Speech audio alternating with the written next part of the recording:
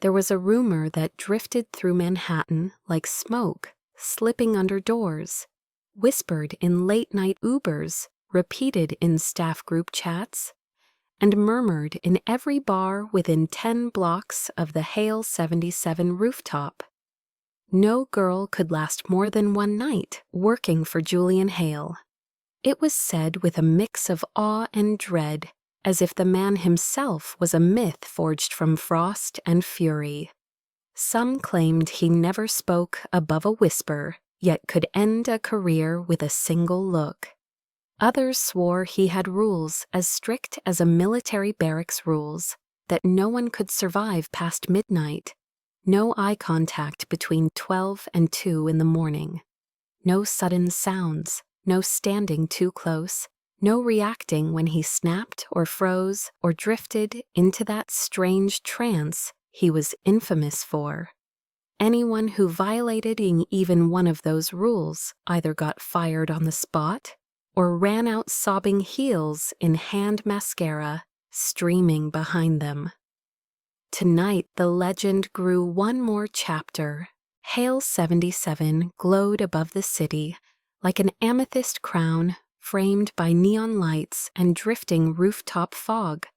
Inside, everything was glass chrome and ice, the kind of place where billionaires made deals and influencers posed for photos against the skyline. But beneath that perfect exterior was tension as thin and tight as violin strings. At 11:58, a bartender named Tessa stumbled out through the service exit rain, pounding her face as she gasped for breath. Her stiletto heels snapped and clattered against the concrete. She looked wild, terrified mascara, smeared hair plastered to her cheeks. "He is a monster," she choked out. "He changes at midnight." Two busboys smoking under the canopy exchanged looks. "Midnight Phantom again," one whispered. "That is the third one this month." The other replied while shaking his head. They watched her sprint toward the street and disappear into the storm. Inside the bar, employees moved like ghosts. No one laughed, no one lingered. Everyone knew it was almost time. Midnight was when Julian Hale descended from his private suite. Midnight was when the rules began. And midnight was when most employees learned they were not going to last.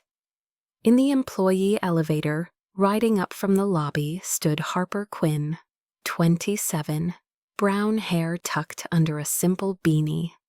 Eyes sharp from a lifetime of surviving things much worse than demanding customers. She wore a black button-down shirt and carried a 3-year-old bartending certificate folded in her back pocket. She had taken 3 buses from Queens to get here. She had exactly $45 left in her bank account. And she needed this job more desperately than anyone could imagine. Her younger brother Liam was sick. Treatment costs rose every week. Harper had been working double shifts at a rundown diner until she saw the opening for Hale 77. The pay was triple. The risk was legendary. But Harper's determination was carved from something deeper than fear. When the elevator doors slid open, she walked straight into a sea of violet neon reflecting across polished floors. A few staff members stared at her with the kind of sympathy people save for someone about to walk into fire. One cook muttered that she looked too hopeful, too bright, too unaware of what happened to people who got in Julian Hale's way. Harper did not flinch. She adjusted the strap of her apron and stepped behind the bar. Her fingers skimmed over the shakers and bottles as naturally as a pianist testing keys. Then everything in the room shifted. The air tightened. Conversations died.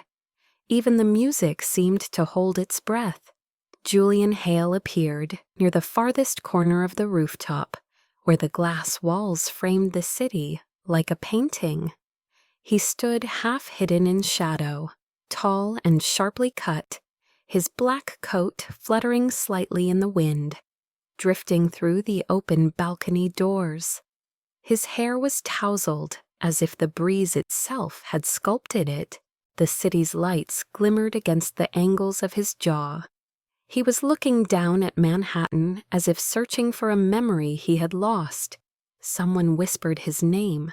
Someone else whispered his rules. Harper glanced up at him. For a fraction of a second he turned. Their eyes met. Cold, calculating, haunted. Harper's breath stalled, but she did not look away. Julian blinked once, almost imperceptibly, before shifting his gaze back to the skyline and disappearing behind the balcony glass. A busboy whispered that she was done for. No one made eye contact with him and lived to see a second shift. Harper steadied her pulse and tied her apron tighter. She had not come here to run. She had not come here to survive a myth. She had come because her brother's life depended on her staying. Midnight struck. The music softened. The employees straightened as if bracing for a storm. Harper exhaled slowly. Every girl before her had fled after one night. Harper Quinn was not here to flee. She was here to rewrite the rumor. Julian Hale was a man people tried to explain but never could. Articles called him the Hotel King of the East Coast. Financial journals called him a genius who built Hale Empire, from a single boutique hotel to a multi-billion-dollar brand of 20 luxury properties and 8 rooftop bars, stretching from New York to Miami. Paparazzi called him untouchable. His staff called him something else entirely. They called him Midnight, not because he partied, not because he was wild, but because something changed inside him when the clock struck 12. There was a reason for that change, and it was a story no tabloid ever got right. Years ago, Julian had a younger brother named Chase, a boy who laughed too loud, trusted too fast, and wanted nothing more than to work in the nightlife world Julian dominated. Chase had begged to help run one of the Hale bars. Julian resisted, but eventually gave him a managerial position at a smaller club in Brooklyn, thinking responsibility might ground him. It did not. Chase was brilliant, but insecure, and the nightlife world was full of easy temptations. One night during a staff party, Chase overdosed in the office, surrounded by people he thought were his friends. The ones who should have helped had slipped away before security arrived. Some out of fear, some out of guilt, some out of cowardice. Julian found him. By the time the ambulance came, it was too late.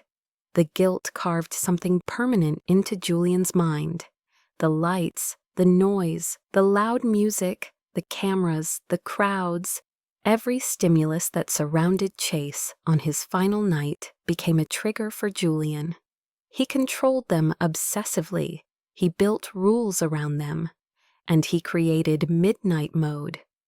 A nightly routine when lights dimmed, music softened staff, avoided eye contact, and every sound was measured to avoid overwhelming him. It was not cruelty. It was trauma wearing the mask of control. But no one saw that. They only saw the consequences. The silent rage, the moments he froze mid-step, the sudden orders, the impossible standards. And then there was Evan Cross. Evan had once been one of Julian's most trusted managers, a sharp dresser with an easy smile and the kind of confidence that made people overlook red flags. He ran a Hale bar in Brooklyn before Chase took it over. Evan liked power, liked being at the center of nightlife, liked the access. So when staff started sneaking drugs into Chase's club, Evan looked the other way. He dismissed warnings. He lied on reports. He ignored signs of danger. When Chase died, Julian investigated every detail. Evan's negligence was undeniable. He was fired on the spot and blacklisted from every major bar in Manhattan. Evan lost everything in a single week, and he blamed Julian for it. So when Hale 77 expanded and needed more floor managers, Evan found a way back in by using a loophole in the hiring system through a third-party contractor. Julian did not know, not at first. The floor supervisors hired Evan thinking his experience was valuable. By the time Julian realized Evan had returned, it was too late for a clean removal. Firing him publicly would cause drama the Hale brand could not afford. So Julian allowed him to work under strict supervision while keeping distance. Evan did not forget what had been taken from him, and when he saw Harper walk in fresh-faced and bright-eyed, he spotted an opportunity, a new target, a chance to make someone else pay for the life he lost. Julian remained unaware of this new tension. He spent most nights in his private penthouse suite above the bar, reviewing reports, adjusting menus, or staring at the skyline while pressing his fingertips against a silver ring that once belonged to Chase. He rarely came down unless necessary, but midnight always forced him out. Midnight was the hour he checked the bar himself. He saw every detail, the level of ice in the wells, the angle of a garnish, the shine on the counters, the employee posture. Control stabilized him. Predictability kept him steady. Imperfection rattled him. Harper Quinn was the kind of unpredictability he could sense before he even knew her name. Something about the way she stood at the bar that first night unsettled him. Not because she was sloppy, she was precise. Not because she was nervous, she was calm. It was the way she looked at him. People usually looked at him with fear or ambition or calculation. Harper looked at him with something he had never seen on that rooftop before. Recognition, as if she saw pain, not power. As if she knew that his silence was not arrogance but armor. Julian did not like being seen. It made him vulnerable. Vulnerability made him dangerous, or so he believed. Downstairs, Harper was reviewing bottles and mixers, while Evan watched her like a hawk. He noticed how quickly she learned the layout, how efficiently she worked, how she asked pointed questions about inventory ratios and cocktail menus that most rookies were too intimidated to ask. She reminded him of people he used to envy, people who worked hard without needing permission. People who had hope. He hated hope. Meanwhile, Julian scanned the staff list on his tablet while pacing in his penthouse. A new bartender, Harper Quinn, hired last minute. No references. Only a certification and a note from HR that she needed immediate employment. A gamble, one he would normally reject. But something about her name made him pause. It felt steady. Clear, almost familiar, though he knew that was impossible. Midnight approached. Julian placed the silver ring back into its drawer, straightened his jacket, and prepared to descend. Whatever waited for him downstairs, he expected to handle it the same way he handled everything, with control so strict that nothing and no one could break past it. He had no idea that a girl from Queens was about to do the one thing no one else ever had. Harper Quinn had learned long ago that life did not care about fairness. It cared about who could stay standing when everything else collapsed. She grew up in a small 2-bedroom apartment in Queens where the walls were thin enough to hear arguments from next door, and the ceiling leaked every time it rained. Her mother worked nights at a grocery store and spent her days managing 2 children, and the constant bills that stacked up on the kitchen counter. When Harper was 19, her mother died suddenly from a stroke, leaving Harper as the only guardian for her younger brother Liam, who was only 12 at the time. That day, Harper made a quiet promise to herself. Whatever happened, she would not let Liam fall through the cracks the way their mother had. She worked wherever she could. She cleaned apartments. She waited tables. She stocked shelves at a pharmacy and bagged groceries at midnight. She learned bartending through an inexpensive certification course because the pay was higher and the tips could carry them through hard months. It turned out she was good at it, better than she expected. She had a gift for noticing small things, the way a person held a glass, the way they inhaled before choosing a drink, the way certain aromas made people relax or open up or feel grounded. For Harper, mixology was not just liquor and fruit, it was chemistry and psychology and memory. Some customers said she made drinks that tasted like nostalgia. Others said her cocktails reminded them of places they had never visited but somehow missed. That talent had value, but talent could not stop tragedy. When Liam collapsed during gym class and was rushed to the hospital, everything in Harper's world shifted again. Doctors found that he had acute lymphoblastic leukemia, aggressive but treatable, with enough money and consistent medical care. Harper did not have that kind of money, not even close.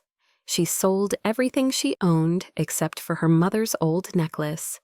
She took every shift offered to her. She slept less. She ate less. She pushed herself until she was dizzy from exhaustion. But it was never enough. The treatments kept coming. The bills kept rising. The hospital never waited. So when Harper saw the opening at Hale 77, she felt something spark inside her. It was not hope exactly, but something close to it. The pay was high enough to cover Liam's next treatment cycle. The job was famous for being brutal, but she had met brutality in many shapes before. She was not intimidated by a man with a temper or a list of rules. She had endured much worse than shouting or cold stares. The rumors about Julian Hale made her pause, but they did not scare her. Trauma made people unpredictable. Loss made people hard. She understood both. She understood them better than most. Before her first shift, she stood in front of her cracked bathroom mirror in Queens and tied her hair back with steady hands. Liam lay on the couch, wrapped in blankets, trying to hide how weak he felt. He watched her adjust her collar and said that she looked like a superhero. Harper laughed. She told him she did not have capes or powers. Liam said maybe she did not need them. Maybe she only needed stubbornness. Harper kissed his forehead and promised him she would call during her break. She promised she would not lose this job. She promised he would get better no matter what it cost her. The subway ride to Manhattan took almost an hour, and during the entire trip, she practiced cocktail ratios in her head, imagining lists of ingredients the way other people recited prayers. She stepped off the train and let the chill of the night air wake her fully. New York had a way of making people feel small, but Harper used that feeling as motivation. She had worked so long in places that were dim, cheap, and broken that stepping into a world of glass and light and neon felt surreal. Hale 77 was nothing like the bars she knew. Everything was immaculate. Everything was expensive. Everything was controlled. She arrived 30 minutes early and studied the layout of the bar. She memorized the positions of the bottles, the setup of each station, the rhythm of customer flow. Evan Cross noticed this. He stood by the POS system with a smirk, tapping his pen against the screen, while watching her take everything in silently. New hires usually looked around in awe or confusion. Harper looked like she was building a strategy. Evan asked if she had worked in luxury hospitality before. She told him no. He told her she would not last. She did not respond. He said Julian Hale was not someone who tolerated mistakes. She said everyone tolerated something when they needed to survive. A small flicker of annoyance crossed Evan's face. He did not like people who answered calmly. Calm people could not be manipulated. Calm people were dangerous in their own way. Harper finished preparing her station with quiet precision. She wiped down the surfaces 3 times. She lined up her tools by instinct. She practiced her pour speed while the barback stared impressed without wanting to admit it. Within minutes, she blended into the environment as if she had been there for months. But inside, she felt the pressure of time ticking. Her brother needed her. Her mother's memory pushed her. Her own tired bones reminded her that failure was a luxury she could not afford. Harper Quinn was not the type to quit. She was the type to endure until her hands bled and her feet went numb. She was the type to push forward when fear told her to retreat. She was the type to survive. And as the clock inched closer to midnight, and the staff whispered about the man who haunted the rooftop like a storm that never ended, Harper knew only one thing for sure. Whatever waited for her tonight, she would face it head-on, because she had run from nothing in her life, and she was not about to start now. Harper's first night at Hale 77 began with the kind of charged silence that felt less like a workplace and more like a battlefield moments before the first shot. The violet neon lights washed over the bar counter, glimmering across bottles like jewels, and every employee moved with the stiff awareness that the new girl was stepping into the lion's den. Most did not expect her to survive past midnight. A few whispered bets that she would run the moment Julian Hale corrected her for the first time. Evan Cross certainly thought so. He stood at the edge of the bar, arms crossed, tapping his foot against the polished floor while studying Harper with that familiar smirk that tried to pass as encouragement. He had already decided she would fail. He only needed to decide how quickly he wanted it to happen. Harper pretended not to notice him. She adjusted her apron, lined up her tools in a perfect row, and let her breathing slow to a steady rhythm. She was good at blocking out noise. She had learned that skill in hospital waiting rooms, in long lines at social service offices, in crowded apartments where panic was louder than televisions. Evan pushed off the counter and handed her a list of drink orders, written so sloppily it looked like a child had scribbled them. 2 of the drinks were not on the menu. One required ingredients placed on the highest shelf in the storage room. Harper scanned the list without blinking. Rough handwriting did not scare her. Unknown cocktails did not scare her. Men trying to intimidate her did not scare her. She prepared the drinks with quick efficiency while Evan watched her from the corner of his eye. He seemed annoyed by how easily she kept up. He had expected hesitation, maybe even frustration. Instead, he found a woman who learned faster than anyone he had trained in months. Harper slid the finished glasses across the counter. Evan inspected them as if he were judging rare diamonds. He nodded once, but there was no approval in it, only annoyance. The first round of customers arrived, an early wave of financial analysts celebrating bonuses with overpriced cocktails that sparkled under neon light. Harper greeted them with a polite smile, listened carefully to their orders, and worked with a smooth confidence that made even the older bartenders glance her way in surprise. The bar began to fill with the rhythm of the night. Laughter mingled with clinking glasses. A gentle wind drifted in from the open balcony. For a moment, Harper allowed herself to feel like she belonged here, that maybe this job was not the curse everyone whispered it was. Then Evan made his move. He called her name from the far end of the bar where a VIP booth was waiting. Harper hurried over, balancing a tray of glassware as she approached a group of men in tailored suits. One of them, older and flushed with expensive alcohol, looked her up and down with a smirk that made her skin crawl. His hand brushed too close to hers when he reached for his drink. Harper pulled back just enough to avoid contact while keeping a professional smile.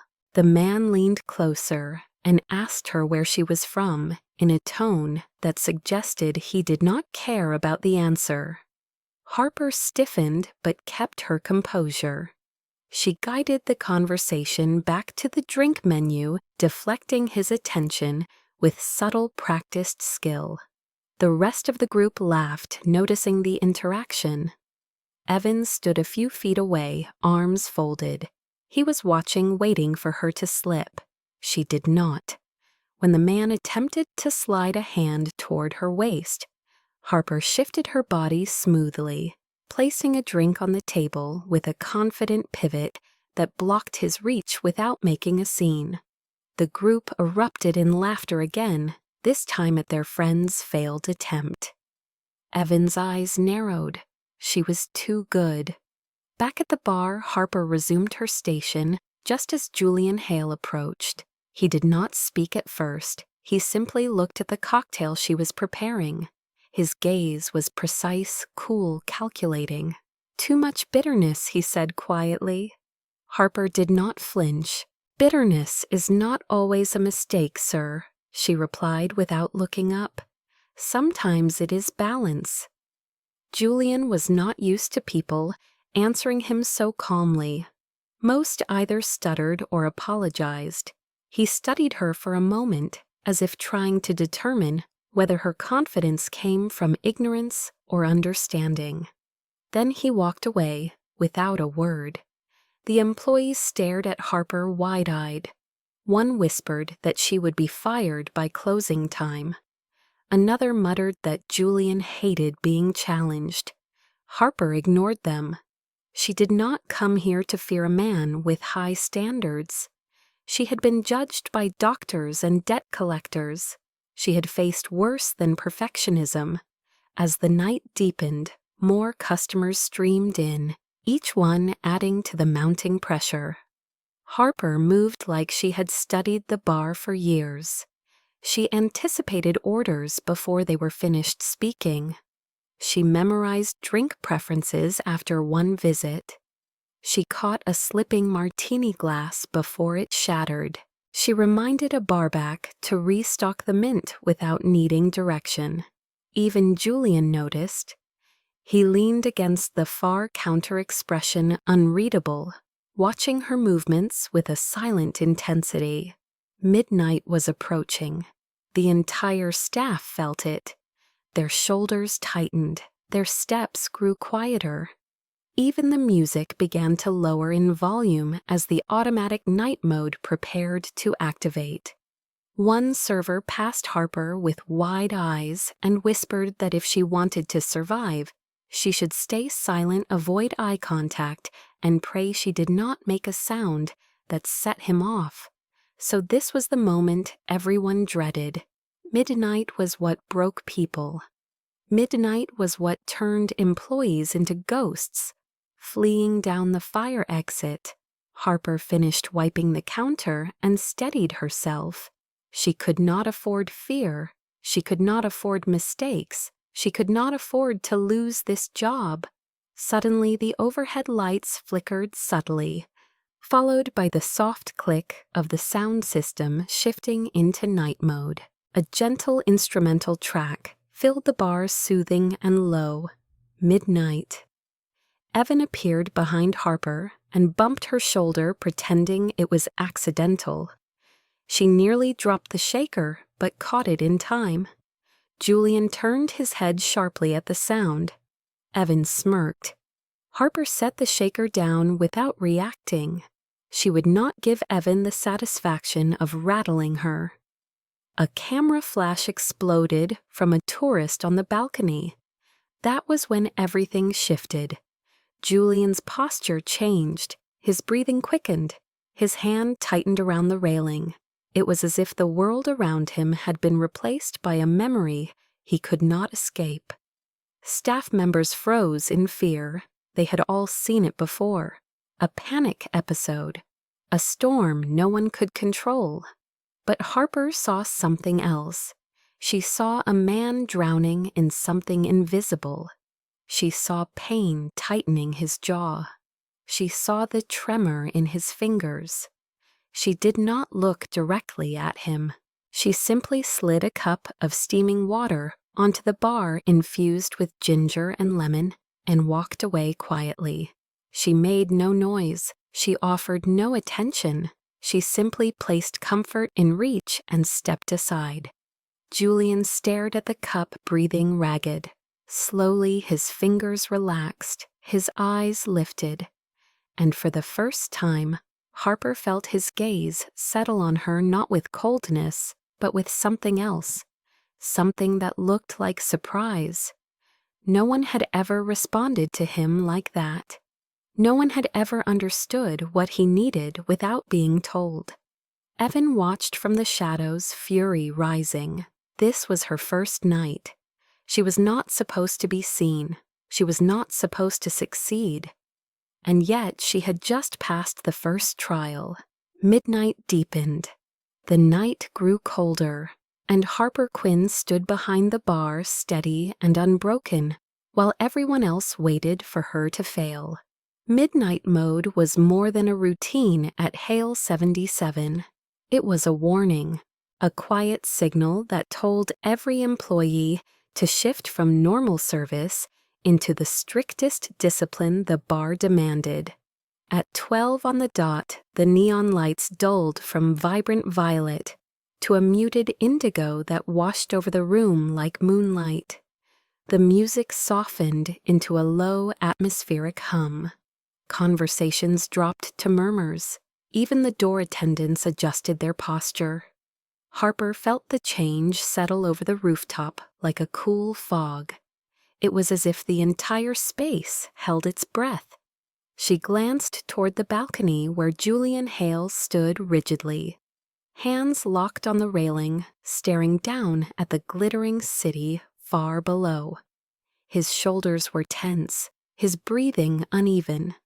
Harper watched him through peripheral vision, remembering the way his jaw had clenched when the camera flashed minutes ago.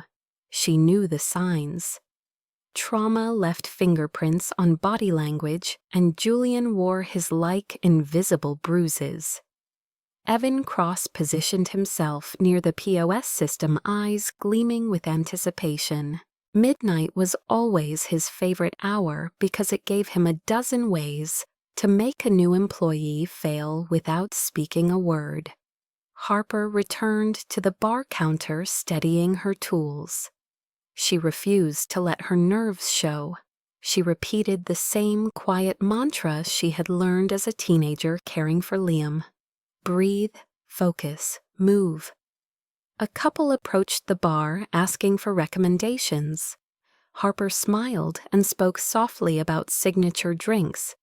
She moved with smooth calm but kept an ear open for the subtle shifts in the room. The staff said Julian's episodes often came quickly triggered by noise or lights or unexpected motion. She had to stay alert without appearing tense. She placed 2 cocktails on the counter and slid them forward carefully. The guests thanked her and wandered off, unaware of the fragile balance holding the rooftop together. Evan watched her every move. He walked behind her, brushing her elbow, just close enough to unsettle her, but not enough to draw attention. When she ignored him, he stepped closer, leaning against the bar. "You are awfully calm for someone who has no idea how this place really works," he said quietly. Harper kept her voice neutral. "I learn fast."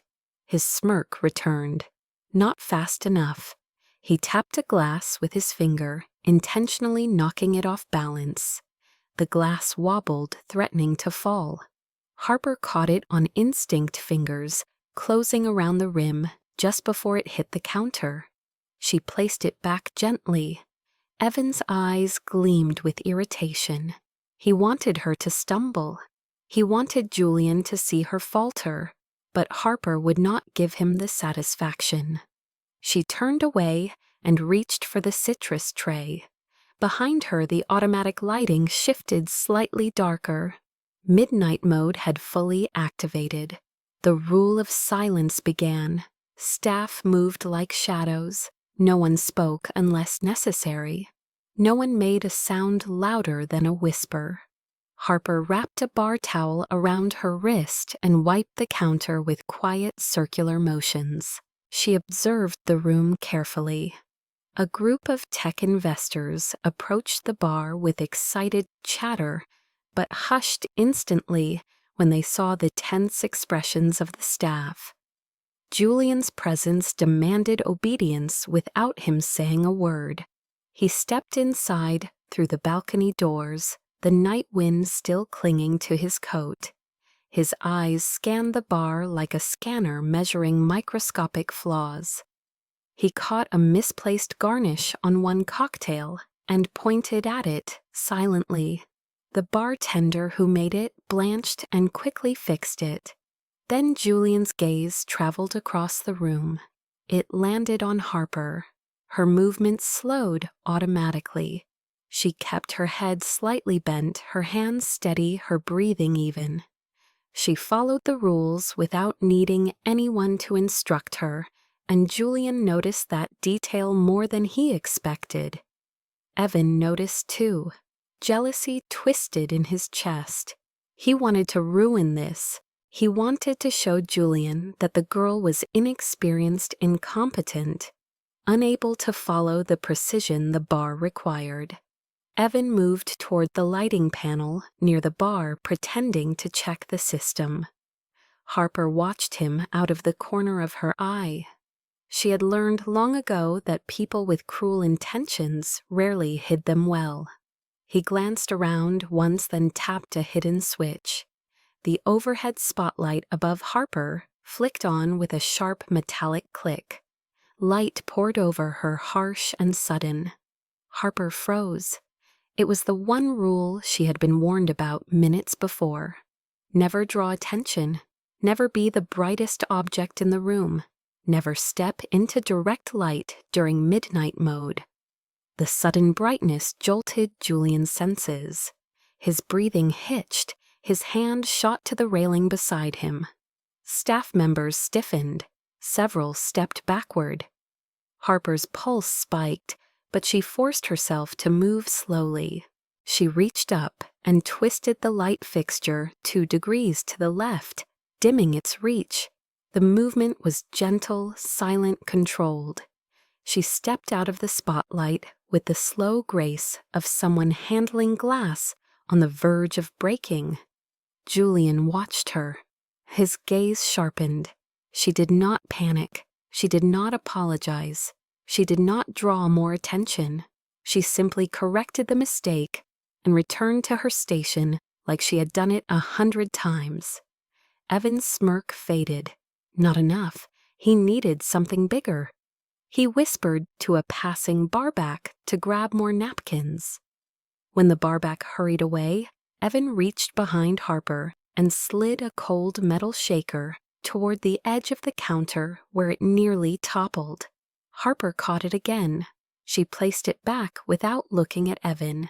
He leaned in, voice low.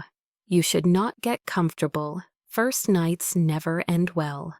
Harper kept her attention on the citrus rind she was slicing. I am not here to get comfortable. I am here to work. Evan's jaw tightened. He stepped closer, just as a group of tourists raised their phones for a photo. The flash exploded across the room. Julian's reaction was immediate. His breath shortened. His body went rigid. His hand reached for the countertop as if the floor had tilted beneath him. Panic rippled through him like an old wound tearing open. Several staff members froze. One server backed away, as if witnessing something forbidden. Harper felt the air change.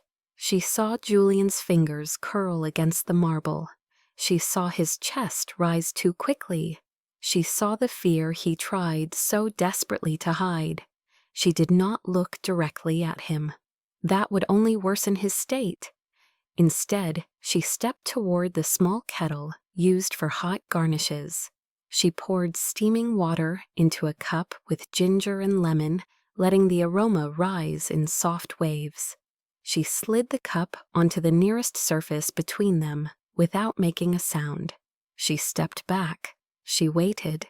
Julian inhaled. Slowly the scent reached him. Something in his posture loosened. He stared at the cup with confusion, first then comprehension. His fingers relaxed. His breathing steadied. The entire staff seemed to exhale. Harper remained still. She did not ask if he was all right. She did not seek praise. She simply offered an anchor and let him regain control. Julian lifted his gaze. This time, when his eyes settled on her, there was no coldness. There was recognition. Evan watched the exchange in disbelief. The girl had just successfully navigated the most dangerous moment of the night. Julian straightened his coat and turned toward the balcony again, shaken but recovering. He glanced once more at Harper before stepping away. The staff whispered among themselves in awe. No one had ever calmed him that quickly. No one had ever responded with that much instinct. Harper returned to her station and continued preparing drinks, as if nothing extraordinary had happened. But her heart pounded in her chest. She knew she had crossed an invisible line. She had stepped into a part of Julian's storm that no one dared to approach. Midnight mode continued. The rule of silence held. But the rooftop was no longer the same. Julian had noticed her. Evan had noticed that Julian noticed her. And Harper Quinn had survived her first hour past midnight. The bar grew quieter after the flash incident, but the calm did not last. Midnight mode was a fragile ecosystem. Any shift, any spark, any wrong sound could break it. Harper sensed the tension, like static crawling across her skin. Customers whispered. Staff exchanged uneasy glances. Julian stood near the balcony door, eyes fixed on the city posture, tight and rigid, as if he were bracing against an invisible wave. Evan Cross saw it too, and for a man who thrived on watching others fall, this was opportunity. He drifted toward the lighting controls again, pretending to check a fuse. Harper tracked him with subtle side glances. Something in the air told her he was not done. She moved closer to the bar's center, where she could see Julian and Evan at the same time. Julian inhaled sharply. Harper saw his fingers twitch near his temple, a familiar tremor, a sign of a deeper panic episode approaching. She recognized it the way someone recognizes lightning before thunder. Trauma had patterns. Julian's patterns were becoming clearer to her by the minute. A tourist raised his phone again, not for a photo this time, but to check a message. The screen lit his face. The light bounced off a mirror and flashed toward Julian like a shard of white fire. Julian recoiled. His hand slammed against the nearest pillar. His other hand grasped the edge of a table as if the ground were tilting beneath him. He was no longer in a rooftop bar. His mind had thrown him somewhere else, somewhere darker, somewhere where Chase had taken his last breaths. Harper's pulse kicked into a sprint. She glanced toward Evan. He was smiling, a slow, cruel smile. He pressed a button on the lighting panel. A narrow spotlight burst to life above the center of the room.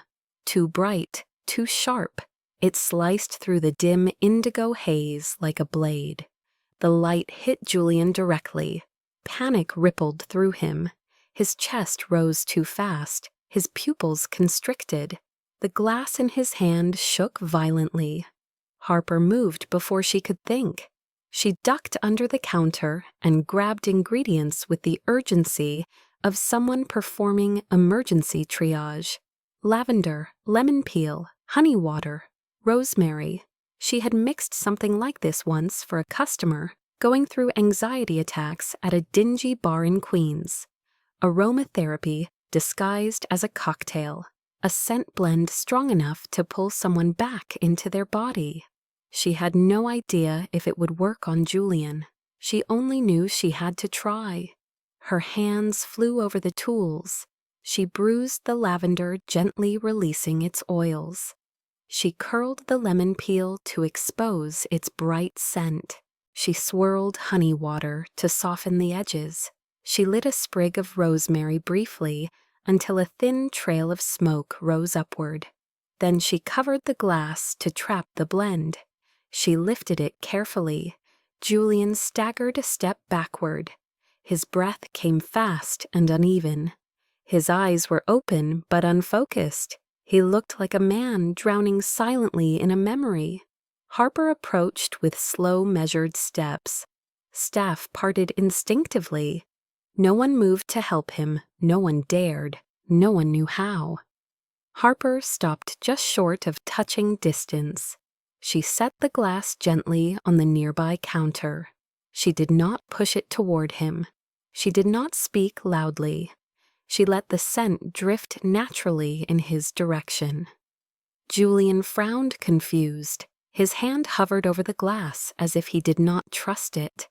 Harper whispered only when she was certain he could hear her. Breathe with the scent, not the fear. Her voice was calm, grounding, sure. Julian blinked, chest still heaving. Harper waited. She kept her hands at her sides, palms down, body still and open. A grounding posture, something a therapist once taught her for Liam. The first breath Julian took was shaky, the second less jagged. The third came with a faint tremor in his fingers. The fourth steadied. Lavender grounded him. Lemon brightened his senses. Honey softened the panic. Rosemary smoke anchored him back into the room. His shoulders dropped an inch. His grip loosened. Harper remained silent. She did not look directly at him. She let him come back on his own terms. Slowly, Julian inhaled again, and his gaze finally lifted to meet hers. It was not sharp, not cold, not commanding. It was raw, disoriented, vulnerable. He looked at her as if her presence puzzled him, as if she had done something impossible, because she had. No one had ever brought him out of a panic so fast. No one had dared step into that moment. No one had known how. Evan watched from across the room, his expression twisting into disbelief and rage. This was not supposed to happen. The girl was supposed to break, not him. Harper stepped back one measured pace, giving Julian space. His breath steadied. His eyes tracked her movement with a mixture of caution and something else he did not yet know how to name. She lowered her gaze and walked back toward the bar, each step controlled. Staff stared at her like she had just defused a bomb. Whispered fragments followed her. How did she know? Did you see that? She saved him. Evan clenched his fists, jaw twitching.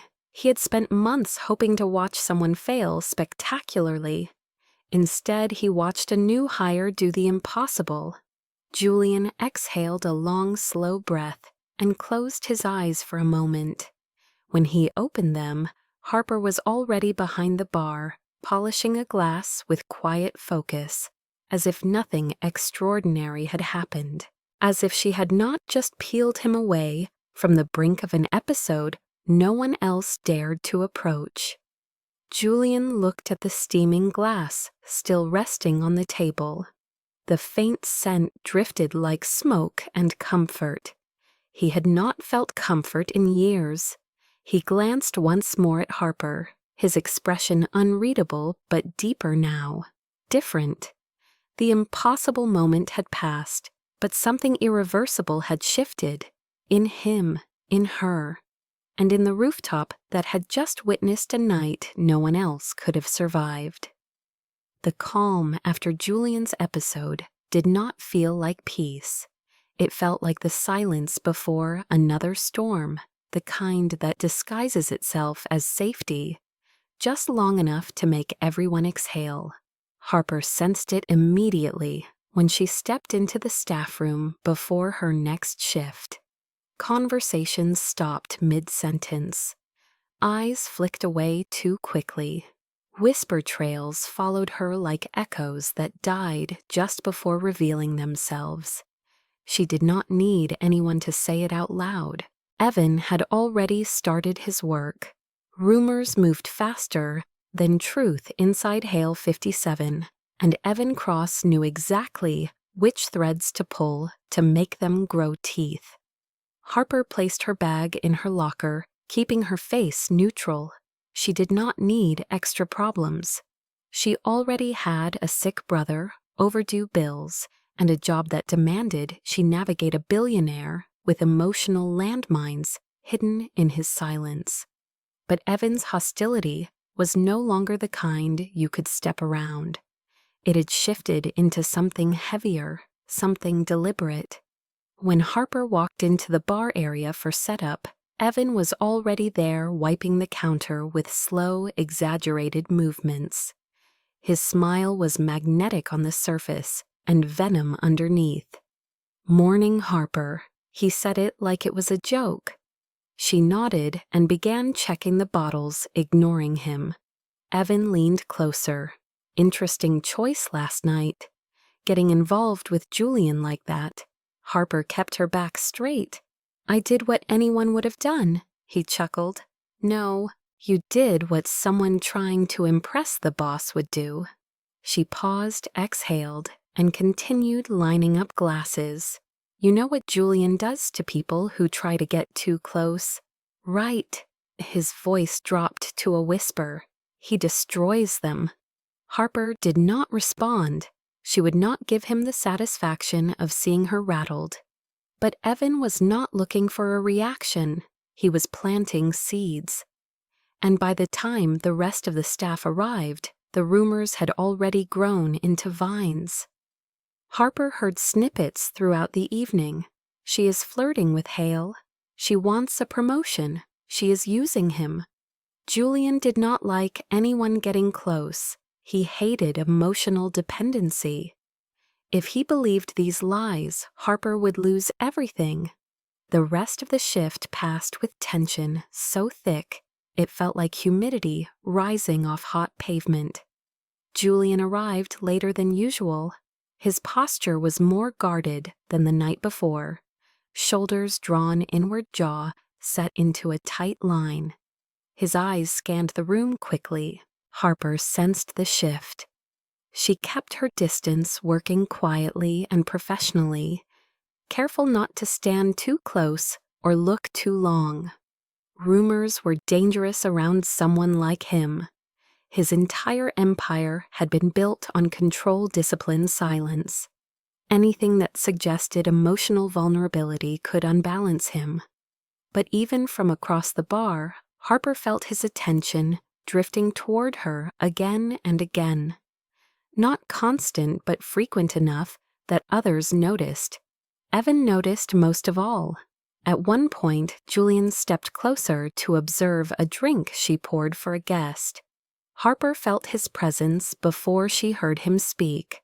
"You adjusted the citrus balance." She nodded. "The guest prefers bright flavors." He paused as if measuring her choice. "You read people well." She kept her tone steady. "Reading people is part of the job." Julian did not move immediately.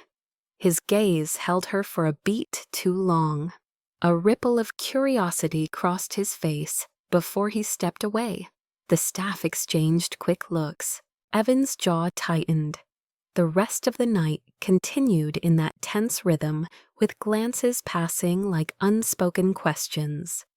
When Harper refilled the garnish tray near closing, she stepped into the walk-in cooler. The door shut, and Evan followed. The cold air stung her lungs. She kept her posture tall, refusing to appear intimidated. "You think you are special?" he whispered, standing too close. "You think Julian will protect you. You have no idea what he is capable of." Harper steadied her breath. "Then give me an idea." Evan smirked. "Julian Hale is a storm. You do not walk into a storm unless you want to get ripped apart." Harper set the tray on the shelf and turned toward him fully. "I do not want anything from Julian." Evan chuckled. "But he wants something from you, and that makes you a threat." She opened the cooler door and walked out without another word. She would not break. She had survived worse than a jealous ex-manager. Yet the more Evan pushed, the more the team began to shift their loyalties. Some avoided her, some watched her with suspicion, some whispered just loud enough for her to hear. It wore on her. Not enough to make her quit, but enough to leave a low ache in her chest by the time her break arrived. She walked onto the rooftop for air. Julian was already there, leaning against the railing. His hair moved lightly in the wind. The city pulsed below, alive with a late-night energy. Harper hesitated, unsure if she should retreat. Julian turned toward her. His expression softened only slightly, but enough to show she was not interrupting. He searched her face for a moment, then spoke quietly. "You have been quieter tonight." Harper kept her gaze on the skyline. "People talk." Julian's jaw flexed. "Did someone say something to you?" His voice carried a dangerous calm. She chose her words carefully. "People hurt when they fear your power more than your pain." Julian stiffened as if the sentence struck a place deep inside him he rarely allowed anyone to reach. He faced the city again. After a long pause, he said softly, "Who hurt you?" Harper did not answer. The question was too heavy, too revealing, but Julian did not press. He simply stood beside her, both of them, looking down at the lights shimmering across Manhattan. For a moment, it felt like the world was suspended in stillness. Two people separated by distance, but connected by an invisible thread of unspoken understanding. Evan watched from the shadows near the door, resentment simmering into something darker. He had lost the control he believed he deserved, and now he wanted revenge. That night, as Harper finished her shift, she passed the service hallway and saw a stack of camera equipment on a rolling cart. Wires, SD cards, the red glow of a device still recording. A chill slid down her spine. Evan was not done. He was preparing something that would not just cost her the job, something that could destroy both her and Julian. And he was already one step ahead. Harper woke the next morning with a heaviness that clung to her chest like damp fabric. The weight of rumors, Evan's threats, and the possibility of losing the only job keeping Liam's treatment afloat made her stomach twist with unease. Yet when her alarm buzzed, she rose without hesitation. She could not afford fear. Fear did not pay medical bills. Fear did not save families. So she dressed, tied her hair back, and took the crowded subway to Midtown. As the train rattled beneath the city, Harper replayed Julian's question from the night before. Who hurt you? It lingered like a warm echo, not invasive but curious, as if he saw through her defenses in a way no one had before. She pushed the thought aside. She could not afford to analyze a billionaire's attention, not when Evan was already sharpening knives in the dark. When she walked into Hale 57 for her second night, the staff froze for a split second, surprised she returned. A few exchanged glances. Some looked impressed, some disappointed, some uneasy. Evan smirked from across the room, like a spider watching a fly walk back into its web. Harper ignored him. She clocked in, grabbed her apron, and approached the bar with calm professionalism. She had survived worse storms. She would survive this one. Julian entered the rooftop later than usual. His presence shifted the room immediately. Not because he was loud or demanding. He was neither. It was the way people looked when gravity shifted slightly. Subtle yet undeniable. His eyes skimmed the staff, then landed on Harper, just briefly. A small flicker of surprise crossed his face, as if he had expected her not to return. Harper kept her expression neutral, but nodded respectfully. Julian's gaze lingered for a half-second too long, before he stepped deeper into the bar. Evan watched the exchange with growing anger. Harper felt the tension coil around him, like a tightening rope. During prep, Evan assigned her duties that made no sense. Cleaning the storage closet after it had just been cleaned. Moving crates that were far too heavy for one person. Resetting the garnishes 3 times because he claimed the angles were wrong. Harper completed everything, silently refusing to give him the reaction he wanted. But she felt the shift in her coworkers. The dishwasher named Rosa offered a quiet smile. Need help? Harper smiled back, genuinely touched. I got it. A young server named Mateo whispered as he passed. Most people would not have come back. Harper shrugged. That is the thing about needing a job. You show up, you do the work, you survive. Harper was earning allies without even trying. Evans saw it and grew more frustrated. The night grew busier. A private party arrived unannounced, filling the rooftop with noise and expensive cologne. Music pulsed through the space lights, reflecting off chrome and glass. Harper worked quickly, sliding effortlessly into the rhythm of bartending. Her hands moved with speed and grace. Guests began requesting drinks specifically from her. Word spread quickly. The new girl knows flavors. The girl with the scent cocktails. The girl who saved Julian. Though no one said that last part out loud, Julian approached the bar twice, watching Harper work with a silent intensity. The staff noticed every glance.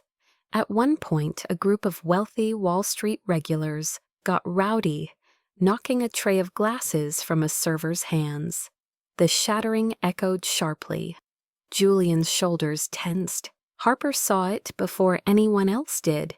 She stepped between him and the noise, deliberately blocking the sightline. She spoke softly, only audible to him. It is just broken glass, not broken memories. Julian's eyes widened slightly. Her presence calmed him in a way he did not understand. The servers watched the exchange and whispered. Evan overheard and clenched his fists. Later in the evening, Harper prepared a drink for a demanding socialite. The woman waved her off rudely, claiming Harper had too much attitude to be working in an elite bar. Harper held her calm. It was the kind of customer she had dealt with countless times.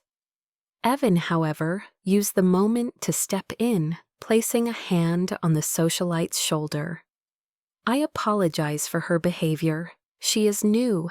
She does not understand our clientele."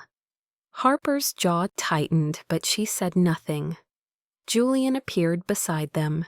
He turned to the socialite. "Harper made exactly what you requested. If you want something different, ask politely." The socialite flushed and mumbled an apology. Evan blinked, stunned. Julian had never publicly defended a staff member before. Harper stepped away before anyone could see her face warm. The night continued to unfold, but the atmosphere had changed. Staff members who avoided her the night before now offered small gestures of support. A refill of ice, a towel handed without asking, a nod of respect. Harper felt something unexpected, belonging. Toward midnight, Julian approached her again, this time with deliberation. "You handled today with restraint." Harper kept her eyes on the counter as she placed a garnish. Sometimes restraint is the only power someone has. Julian studied her quietly. "People underestimate restraint." Harper turned slightly. "People underestimate hurt, too." Julian's expression softened. She caught it before he masked it again. A shout erupted near the entrance. A drunk man grabbed a server's wrist, refusing to let go. Harper rushed over without thinking. She stepped between them, guiding the server behind her. "Sir, let go, now." The man released reluctantly, but muttered an insult. Harper stood her ground. Julian observed from several feet away. There was admiration in his gaze, mixed with something protective and conflicted. When the situation diffused, Harper returned to the bar. Julian met her halfway. "Are you all right? I am fine. You move toward danger too quickly. Someone has to." The way he looked at her then made the world around them blur for a heartbeat.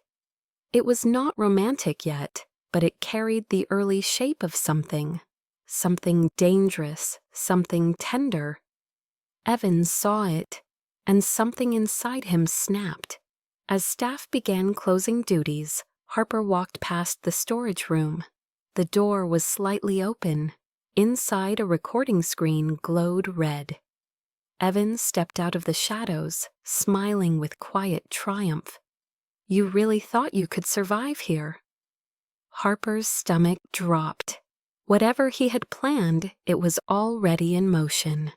Night 2 had been a victory. But the war Evan was preparing would be far more ruthless.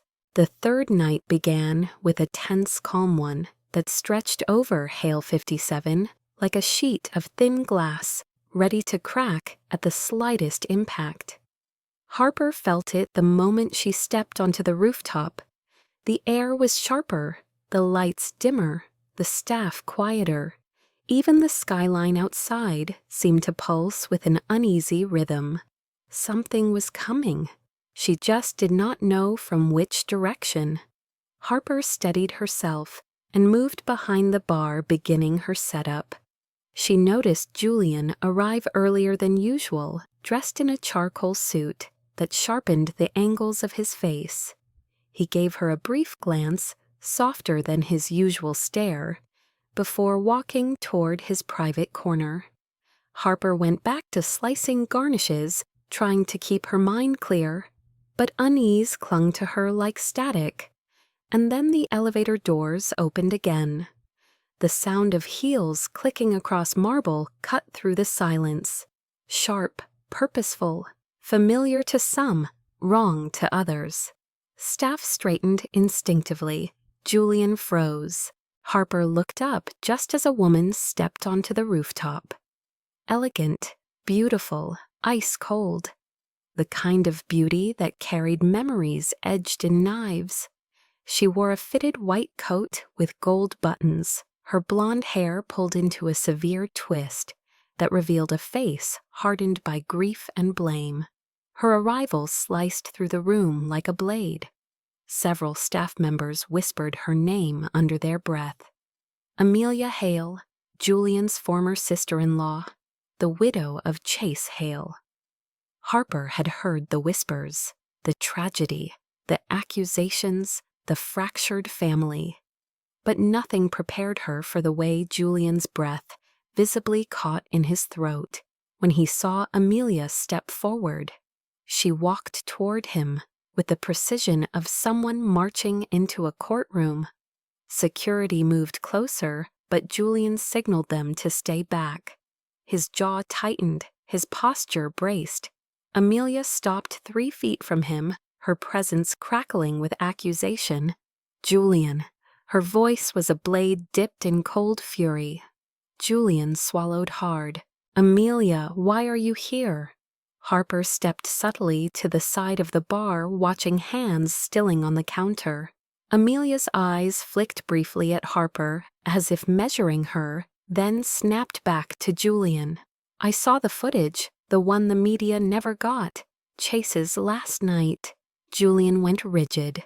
Harper's stomach dropped. The staff exchanged frantic glances. Evan appeared near the back wall, watching with a triumphant smirk. Amelia's voice rose. My husband died in your club, under your watch, and you still stand here pretending you did everything you could. A hush fell over the rooftop.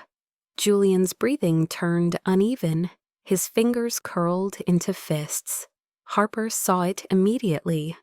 The tremor, the flash of panic, the signs she had learned to read like a second language. Amelia stepped closer, her tone sharpening. You were supposed to protect him. You promised me. You promised our family. But you let him spiral. You let him die. Julian shook his head, voice splintering. Amelia, please, not here. Not like this. She ignored him. Her words fell like blows. You are a coward hiding behind money and power, and now you replace guilt with new distractions. She cast a cutting glare toward Harper. The implication was clear. The air punched out of Harper's lungs. The staff stared. Julian's face went pale. His breaths came faster. Amelia's voice broke into a shout. You killed my husband. The rooftop spun into silence. Julian stumbled a half-step backward, gripping the railing for support. Harper saw the terror in his eyes. The memory had trapped him again. The trauma. The replay he could not control. Without thinking, she moved, walking quickly toward him. Security froze, unsure whether to intervene. Harper reached him just as his knees weakened. Julian's breath came in ragged bursts, his vision glassy and distant. Harper placed a gentle hand on his arm, grounding him. Julian, come with me. Her voice was soft but firm enough to cut through the haze. She guided him away from Amelia's line of fire through a side door into the service hallway, where the lights were low and the noise muffled. Julian leaned against the wall, gripping it as though it were the only thing tethering him to the present. Harper stood close but not touching him further, letting him feel her steadiness without pressure. Breathe, with me, not the memory. Julian's chest rose and fell unevenly. Harper waited, giving him the silence he needed. Slowly, his breaths began to find a rhythm. He pressed the heel of his hand to his forehead. His voice cracked. She blames me. She has every right to. Harper shook her head gently. Trauma looks for someone to blame. Pain does too. Julian's voice splintered again. He was my brother.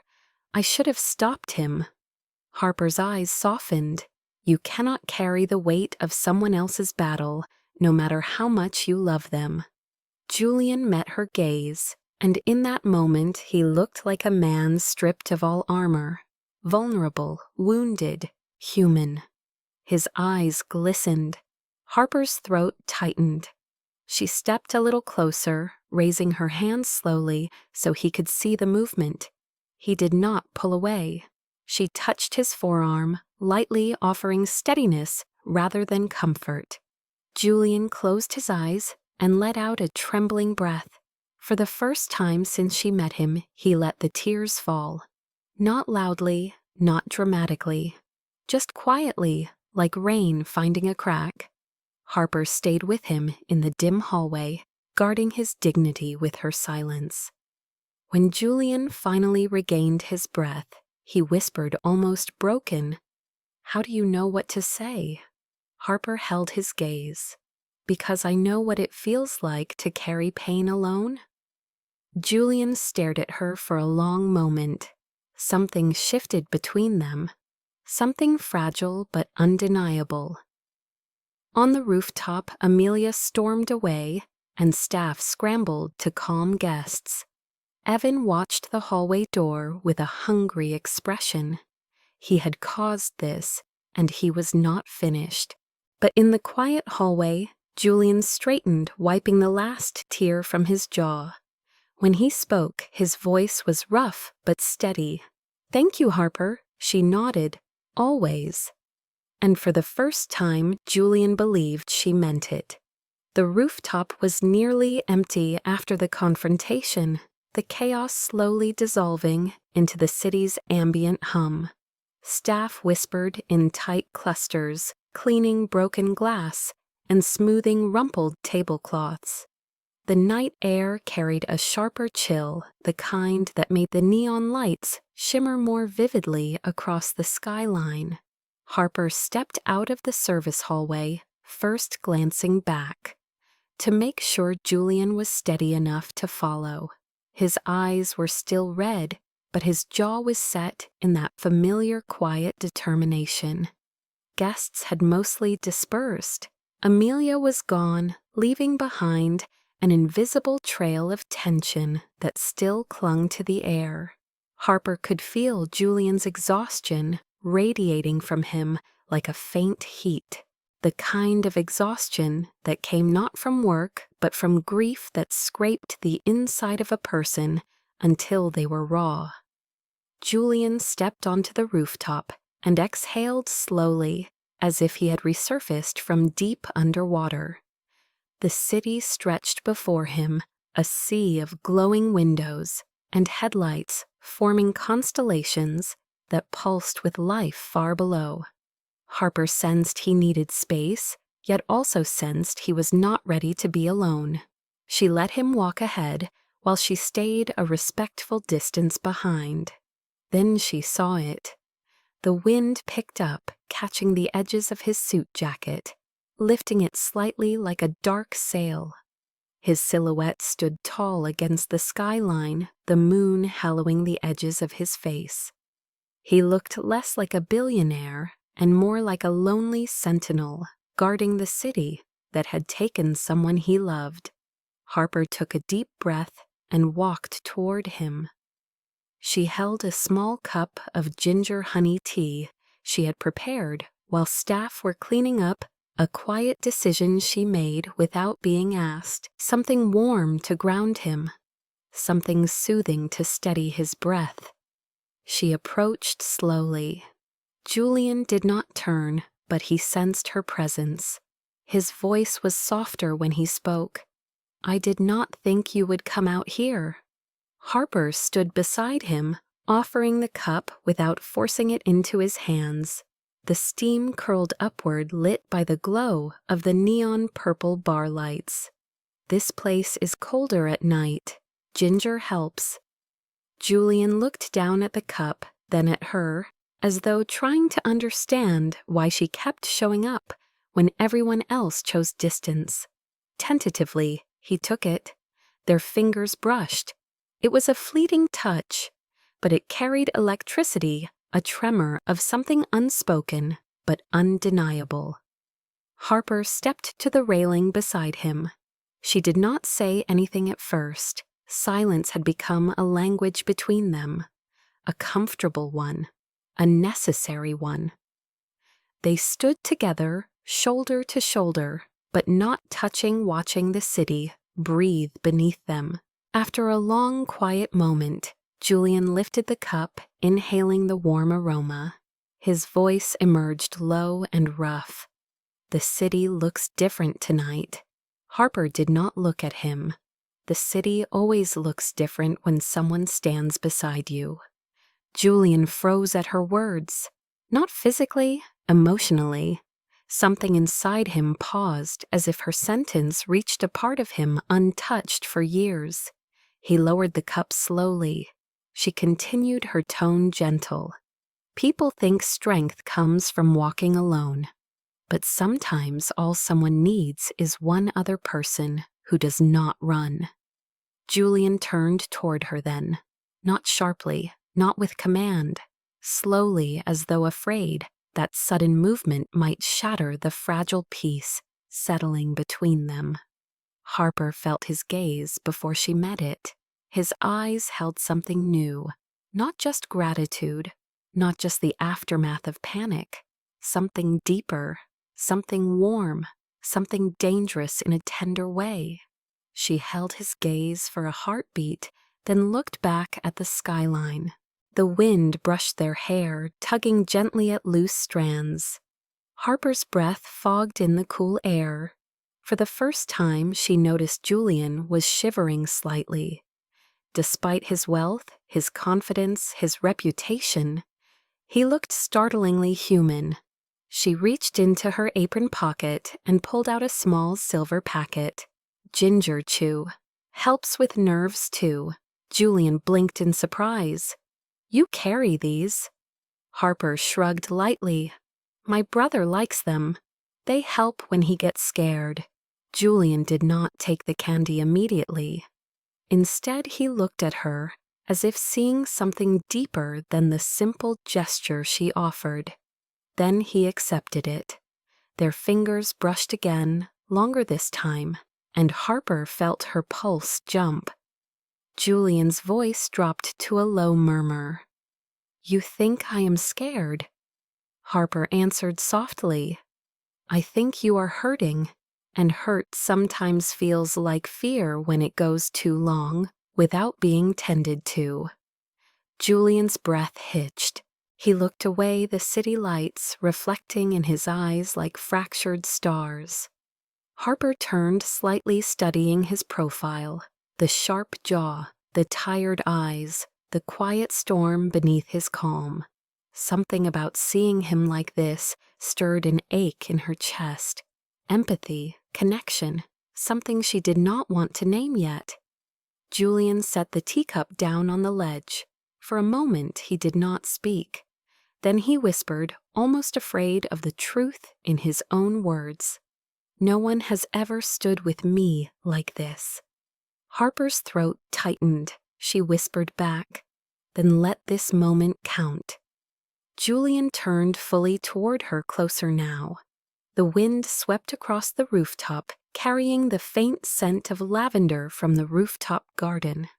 Harper felt the warmth radiating from him, despite the chill in the air. Julian searched her face in the dim purple light. Not for weakness, not for mistakes, but for understanding. Their breaths mingled in the cold night. The city roared below, but up here felt like a suspended world. Julian exhaled slowly. Harper held her stillness. A delicate electric tension formed between them. Not physical desire, not yet. Something slower, warmer. The beginning of a bond built on pain, shared and quiet witnessed. Finally, Julian spoke. His voice was soft but steady. Thank you for staying. Harper answered without hesitation. I am not running. Julian's eyes softened into something almost fragile. Then I should stop expecting you to. She felt heat bloom low in her chest. This was the kind of moment that shifted stories. A moment impossible to unfeel once it happened. They stood together a little longer, watching Manhattan shimmer like a vast living heart. For the first time since his brother's death, Julian did not feel alone on this rooftop. For the first time since her mother died, Harper felt seen without being judged. The night breathed around them, holding their silence like a promise. Morning came too quickly for Harper. The sunlight creeping through her tiny queen's apartment felt softer than usual, almost deceptively gentle, compared to the heaviness sitting in her chest. She had barely slept. Her thoughts kept circling around Julian on the rooftop, the tremor in his voice, the way he had looked at her, as if she were the first person to truly see him in years. She tried to shake it off. She had responsibilities, bills, rent, Liam's treatment. But the moment kept replaying like a scene burned into the back of her eyes. She pulled herself up, made coffee, and checked her phone. 3 missed calls from the hospital and 1 voicemail. Her stomach dropped. She dialed back immediately, fingers trembling. The nurse sounded calm but tired. Liam is stable, but there are complications. His treatment needs to be adjusted. Costs will increase significantly. Harper closed her eyes, pressing her fingers against her forehead. How much? The amount the nurse listed made the room tilt. She ended the call and sat in silence, breath unsteady. She had already been sending nearly every paycheck to cover the previous treatments. There was no more room, no more money, no more time. For the first time in a long while, Harper felt the ground slip beneath her. That afternoon, she dragged herself to work early, hoping movement would stop her thoughts from spiraling. Hale 57 buzzed with a strange energy, as if the city itself sensed a shift. Staff greeted her more kindly than before. Someone had brought her a free coffee. Rosa left an extra pastry by her locker. Even Mateo gave her a small nod of solidarity. The rooftop felt different too, warmer, less hostile, as though something had begun to melt the ice in the air. Harper didn't expect Julian to be there so early, but he stood near the far end of the bar speaking with his head of security. When he saw her, he dismissed the guard and walked toward her with quiet purpose. "You are early." Harper forced a small smile, could not sleep. His eyes softened slightly as if he understood far more than she said. He studied her face carefully, noticing the shadows under her eyes, the slight tremor in her breath. Something happened. Harper tried to brush it off. Just a rough morning. Nothing serious. Julian stayed silent, waiting. She realized he would not leave until she gave him something real. She swallowed hard. Liam's treatment cost increased. I will figure it out. Julian's gaze darkened. How much? Harper hesitated. She did not want pity or charity or complicated debts. But the numbers slipped out anyway. His expression flickered almost imperceptibly. He did not offer sympathy. He did not offer empty assurances. He simply nodded once and walked away. Harper watched him go, feeling strangely exposed, as if she had handed him a part of herself she had never intended to share. The night unfolded with the usual rhythm of cocktails, music, and chatter, but she moved as if underwater. Every order blurred into the next. Every noise felt too sharp. Her mind could only replay Liam on the hospital bed, weak and pale. Toward the end of the shift, Harper stepped into the staff lounge to catch her breath. Mateo poked his head in. "Harper, Julian needs you in the office." Her ribs tightened. She nodded and walked through the quiet hallway. When she reached the office door, she paused, steadying her breath before stepping inside. Julian was alone, standing behind his desk. Papers were neatly stacked. A soft glow from a desk lamp illuminated the angles of his face. He looked up when she entered. "Close the door, Harper." Her pulse quickened as she did. He walked toward her with slow, measured steps. His expression was unreadable but not cold, controlled, serious. He held a thin folder in his hands. I contacted Hale Children's Foundation this afternoon. Harper blinked. She knew the foundation, a massive nonprofit under Hale Corp that paid medical bills for sick children across the country. Julian extended the folder to her. I had your brother's case reviewed. Harper hesitated before taking it.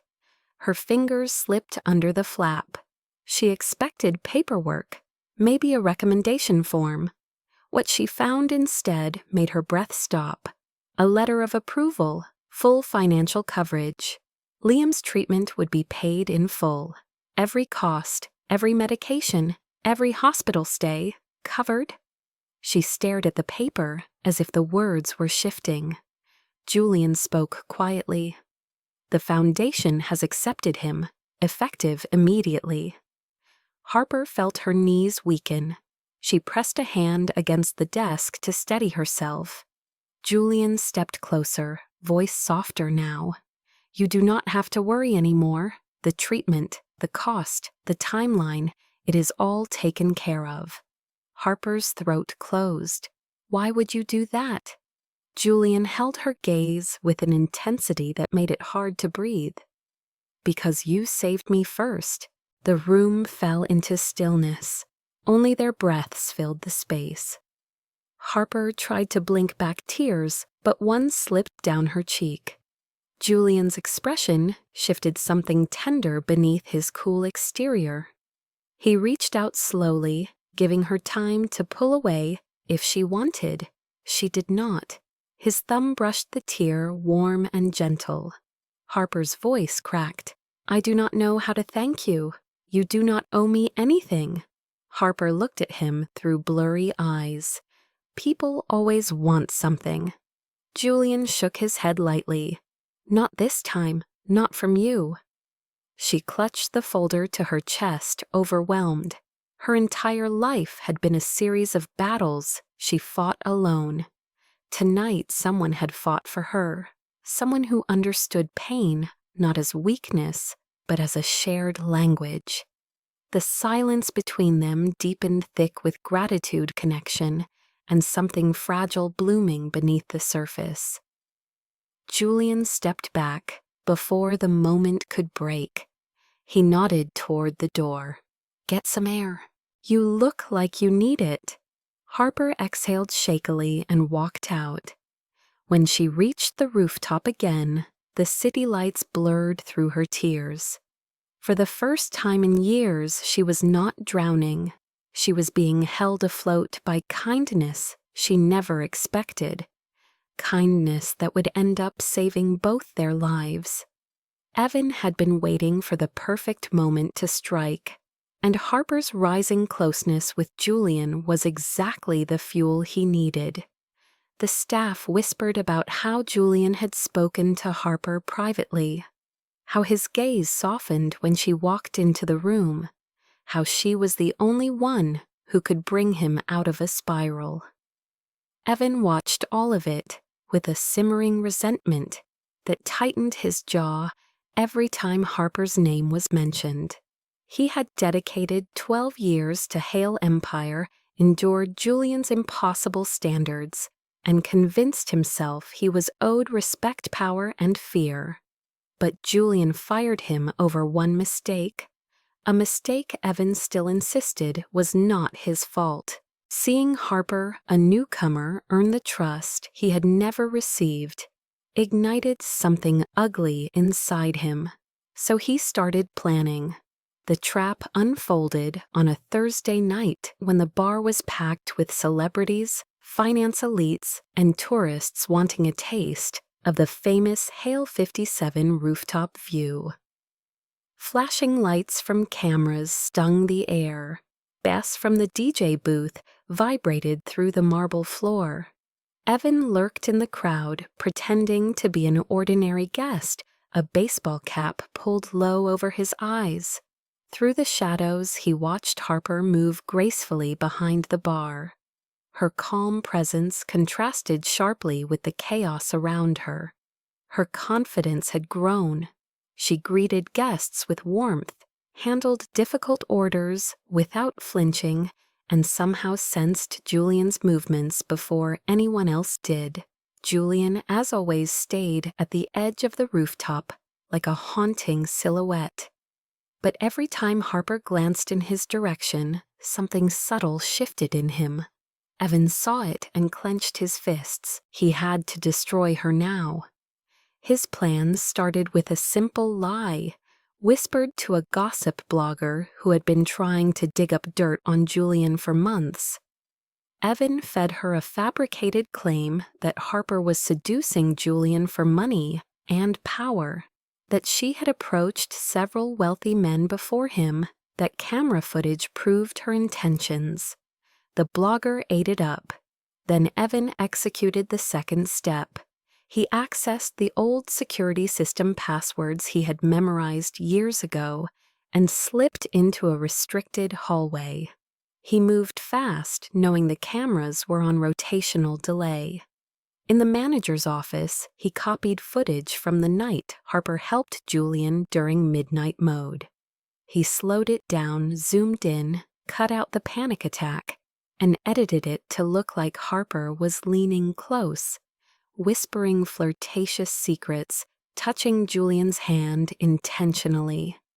It was twisted, stripped of context, and carefully framed to make her look manipulative. The final step was easy. He sent the footage anonymously to the blogger. Within an hour, the edited clip hit social media.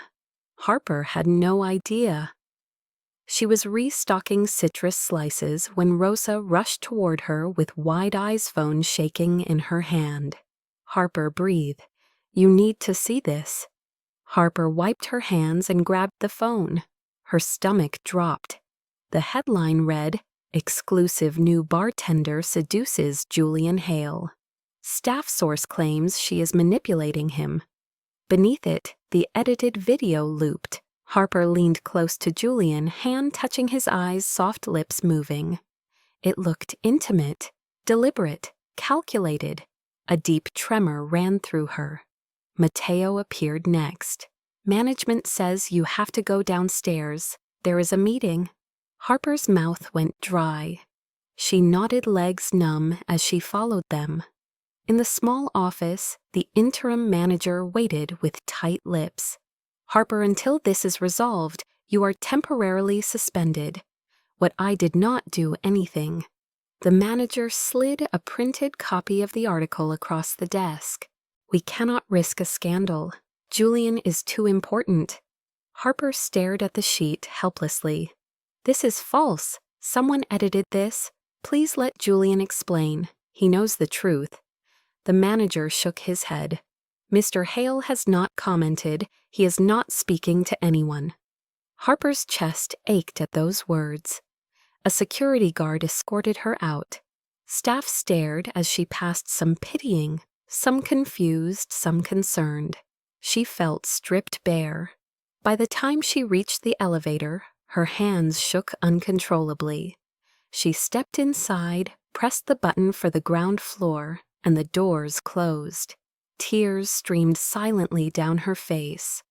Outside Manhattan roared with life, indifferent to her collapse. She walked for blocks, unaware of where she was heading, until she found herself standing at a quiet bus stop. She sat on the metal bench, staring blankly at the city lights, reflecting off puddles from earlier rain.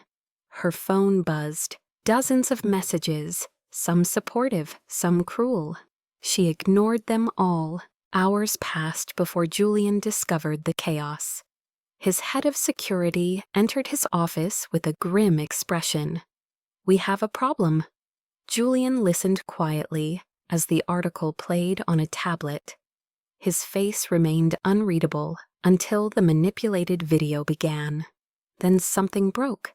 His jaw clenched, his chest rose sharply, his hands curled into fists. "That is not what happened." His voice was low, dangerous. "Pull the original footage. Now. They pulled the unedited footage on the main monitor. The truth unfolded clearly. Harper helping him breathe. Harper protecting him from the flashing lights. Harper's hands steadying, not seducing. Harper risking her job to shield him.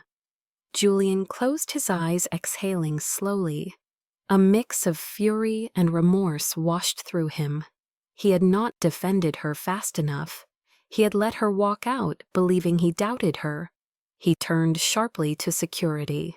Who did this investigation is underway? But sir, the access pattern suggests Evan Cross. Julian's expression darkened. Bring him to me, now. An hour later, they dragged Evan into the office. His smirk disappeared when Julian stepped into view.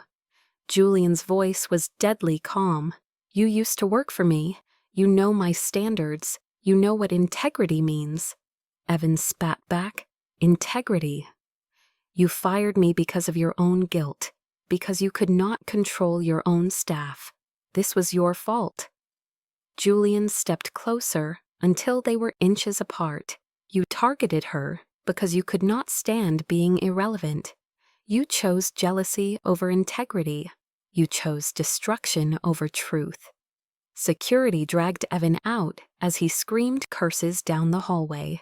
Julian did not flinch. He already knew what he needed to do next. 15 minutes later, he was in the elevator descending fast. He had only one goal: find Harper, clear her name, bring her back. He would not lose the one person who had saved him from himself. He would not let her walk away again. Julian reached the street just as the night wind whipped past him, carrying the scent of rain and exhaust from late-night cabs speeding down Fifth Avenue. He scanned the sidewalk, searching for a flash of auburn hair or the familiar denim jacket. Harper always wore to work, but the city swallowed people whole, and tonight it felt more merciless than ever. He checked her address on file and immediately called his driver. Within minutes, the black SUV pulled beside him, and they sped through Manhattan's glowing arteries. Julian stared out the window, the neon lights blurring into streaks of pink, blue, and gold. His hands tightened in his lap. He had spent years controlling every detail of his empire, yet he had failed to protect the one person who had stood by him when even his own family stayed away. When they arrived at Harper's building, Julian was out of the car before it fully stopped. He buzzed her intercom repeatedly, each press fueled by regret. After a long pause, Harper's tired voice filtered through the speaker. "Who is it?" Julian swallowed. "It is me." Harper did not answer immediately. He heard a shaky breath. "What do you want, Julian? I want to fix what I should have fixed hours ago. Please let me up." Silence. Then the buzzer clicked. Julian hurried inside and climbed the narrow stairs 2 at a time. Harper opened her door just enough for him to enter. Her eyes were red cheeks, damp hair falling loose from its tie. She looked exhausted and heartbreakingly vulnerable. Julian stopped a few feet away, giving her space, yet unable to take his eyes off her. "The video was falsified," he said quietly. "I saw the original footage. It was a setup. You have been cleared."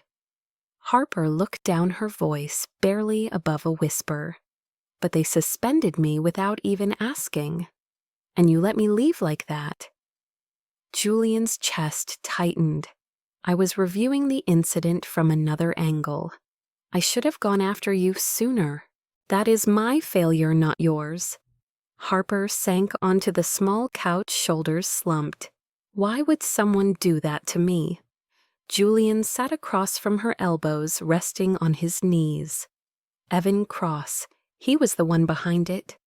He hates that you succeeded where he failed." Harper shut her eyes, letting the truth settle. Anger flickered behind her lashes, but what dominated her expression was hurt. Hurt from the humiliation. hurt from betrayal, hurt from the fear that people would believe lies about her. Julian watched her carefully.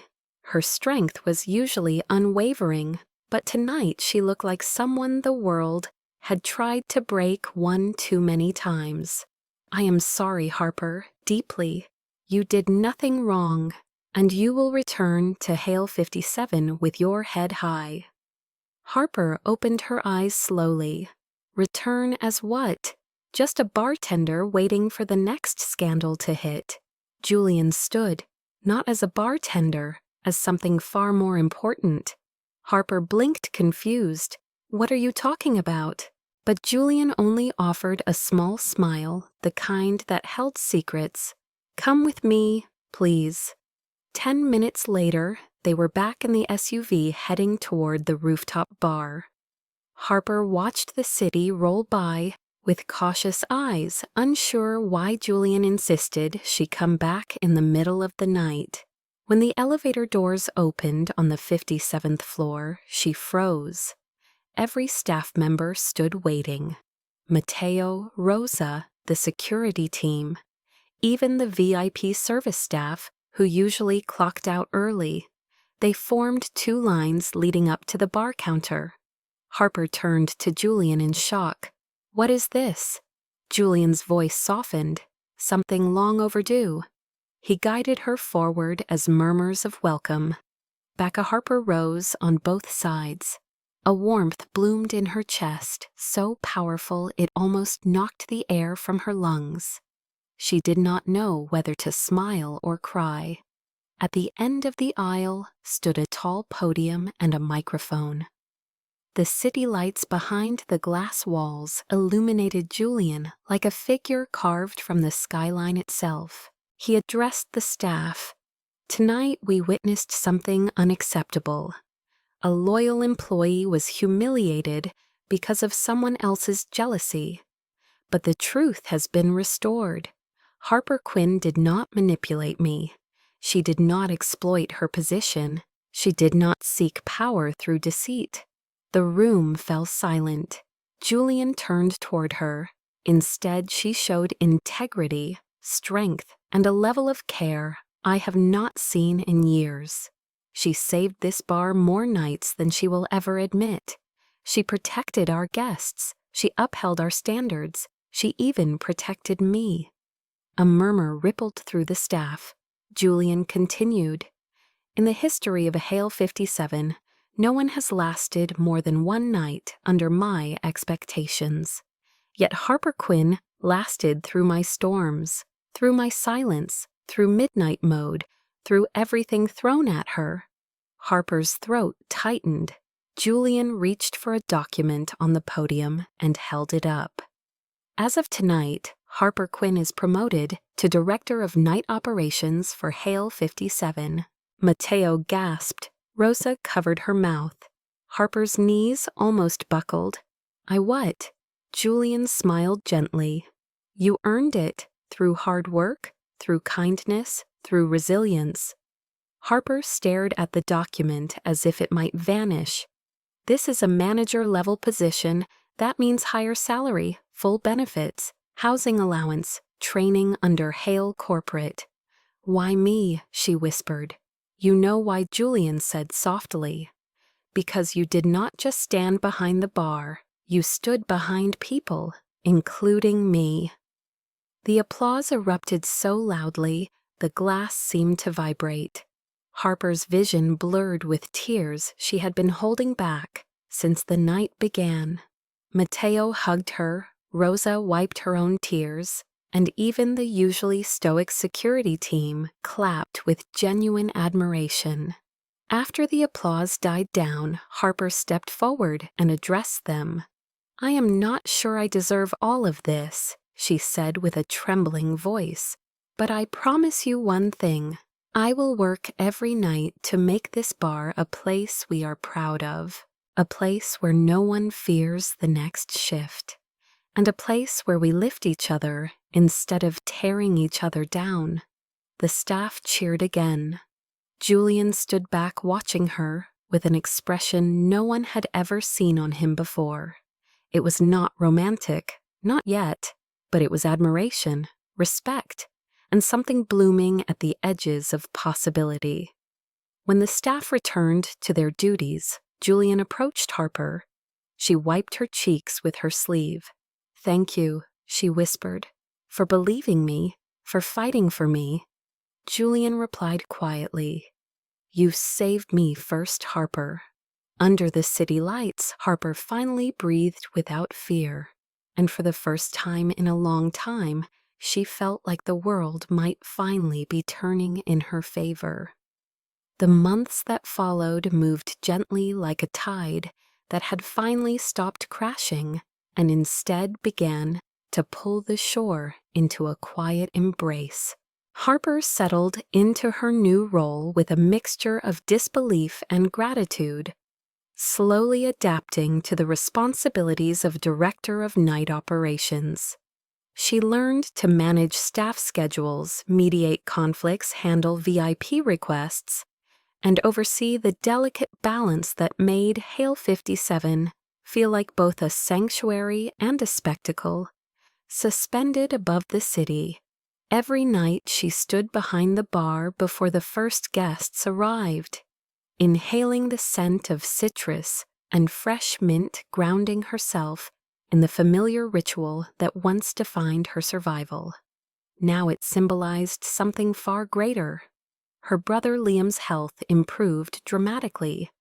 The foundation Julian discreetly connected him to covered every treatment, every injection, every hospital stay.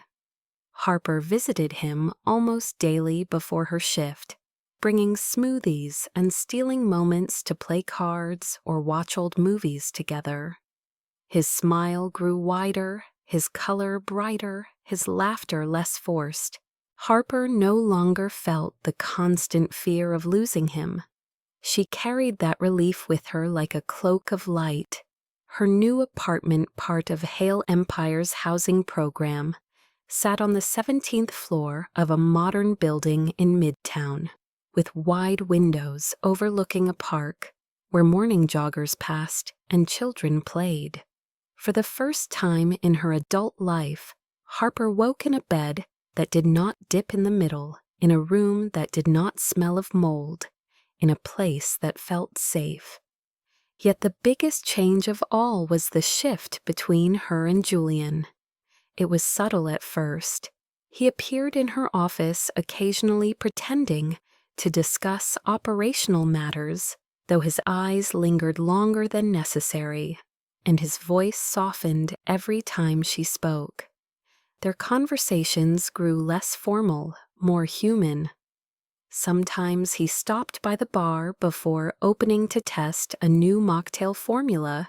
She prepared for him one infused with calming aromatics that eased his lingering night episodes. Other times he simply stood beside her at the rooftop edge, watching the skyline in contemplative silence. She never asked him questions about his trauma unless he offered. He never pushed her to be anything more than herself. In that gentle mutual respect, something tender began to grow. One night, 2 months after her promotion, Harper found herself walking through the rooftop alone. The final guests had left. The music had faded. The neon lights inside the bar dimmed to their midnight glow. The air smelled of spring rain, even though the sky was clear. Harper moved slowly, running her fingers along the polished edges of the counter she now oversaw with pride. She turned off the last row of lights, listening to the soft hum of the city far below. As she approached the elevator, she paused. Julian stood waiting, leaning casually against the wall, as if he had been there for a while. He wore a navy suit jacket over a black shirt, his hair slightly tousled by the breeze that always found a way through the rooftop's open areas. His posture relaxed when he saw her. "You are working late," he said quietly. Harper smiled. "Comes with the title." Julian pushed off the wall and stepped closer, though still respectful of her space. "Does it feel real yet?" "Sometimes," she admitted.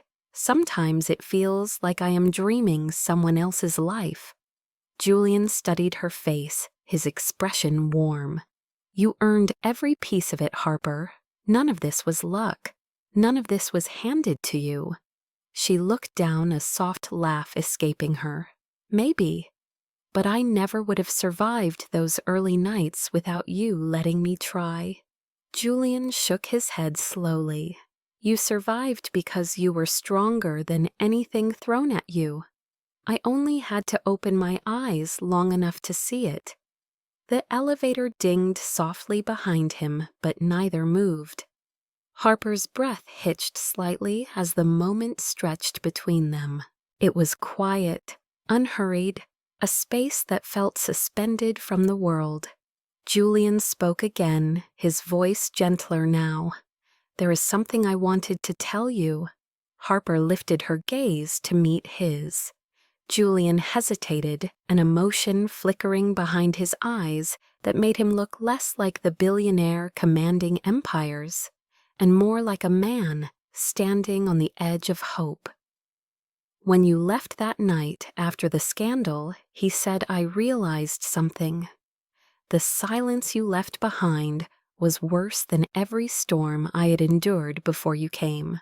Harper's heart thudded softly.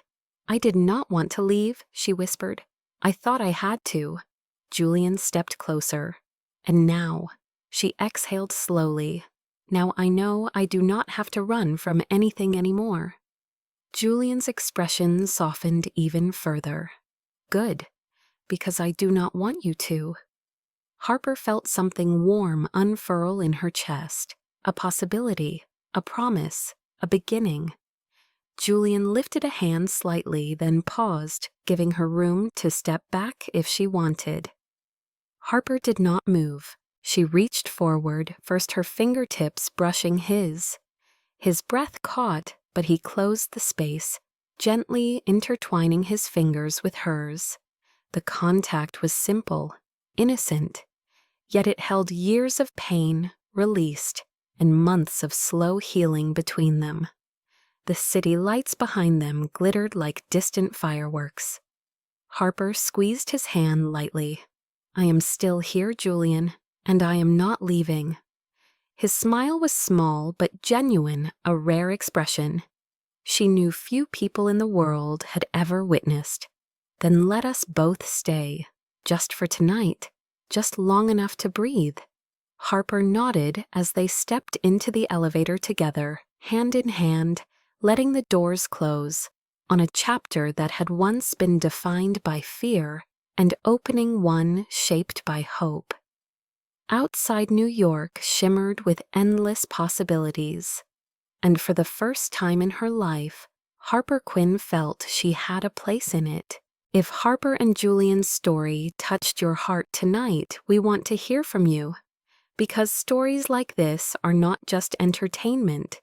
They are reminders that even in the loudest cities and the darkest seasons, people can still find connection, healing, and hope in the most unexpected places. Tell us in the comments where in the world you are watching from, and what moment in this story stayed with you the longest. Was it the impossible cocktail that saved Julian from spiraling? Or the rooftop silence where pain softened just because two people were brave enough to stand side by side? Or maybe it was Harper's promotion under the city lights, proving that dignity, resilience, and kindness still matter in a world that moves too fast. Your voice keeps this channel alive, so do not be shy. Share your thoughts, your feelings, and your own stories of strength in the comments. And if you have ever worked a night shift, chased a dream, to save someone you love, or stood your ground when the world tried to break you, then this story was made especially for you.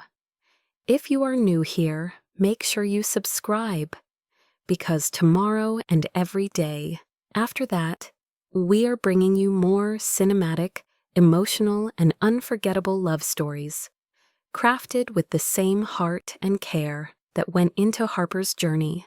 We post daily, so you will always have a place to come back to, a place where romance meets resilience, and where every episode reminds you that you are stronger, braver, and more deserving of love than you think.